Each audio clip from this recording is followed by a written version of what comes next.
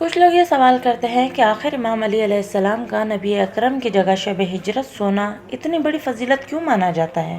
اس میں کون سی خاص بات ہے؟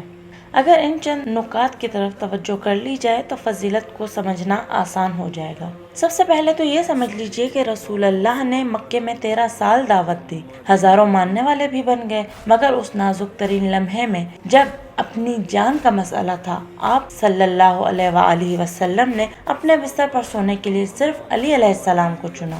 علی علیہ السلام کو چننا یہ بتاتا ہے کہ نبی کے نزدیک سب سے زیادہ قابل اعتماد اور مطمئن کرنے والی ہستی علی علیہ السلام ہی تھے۔ مولا علی جانتے تھے کہ دشمن تلواریں لے کر بستر کو گھیرے ہوئے ہیں، موت بالکل قریب ہے، پھر بھی ایمان اور وفا کے ساتھ اس بستر پر سو گئے۔ احمد بن حنبل روایت کرتے ہیں کہ رات بھر مشرکین نے پتھر برسائے جسے رسول اللہ پر پھینکا کرتے تھے۔ علی درد سے تڑپتے رہے، سر کپڑے میں لپیٹا ہوا تھا مگر حرکت نہ کی، یہاں تک کہ صبح ہو گئی۔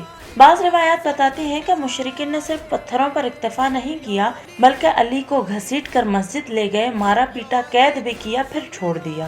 یہ قربانی اتنی پسند خدا ہوئی کہ قرآن کی آیت نازل ہوئی، بسم اللہ الرحمن الرحیم، وَمِنَ النَّاسِ مَن يَشْرِي نَفْسَهُ ابْتِغَاءَ مَرْضَاتِ اللَّهِ وَاللَّهُ رَءُوفٌ بِالْعِبَادِ۔ علی جیسے صاحب ایمان اور فداکار جنہوں نے ہجرت کی شب پیغمبر کے بستر پر سو کر گزاری۔ اس بارے میں قرآن کہتا ہے کہ کچھ لوگ اپنی جان خدا کی خوشنودی کے بدلے بیچ دیتے ہیں اور خدا اپنے بندوں پر مہربان ہے۔ فخر رازی لکھتے ہیں کہ جب علی علیہ السلام نبی کے بستر پر لیٹے تو جبرائیل سرہانے آ گئے اور میکائیل پائن تھی، اور جبرائیل کی صدا تھی، شاباش علی، آج اللہ فرشتوں کے سامنے بھی تم پر فخر کر رہا ہے۔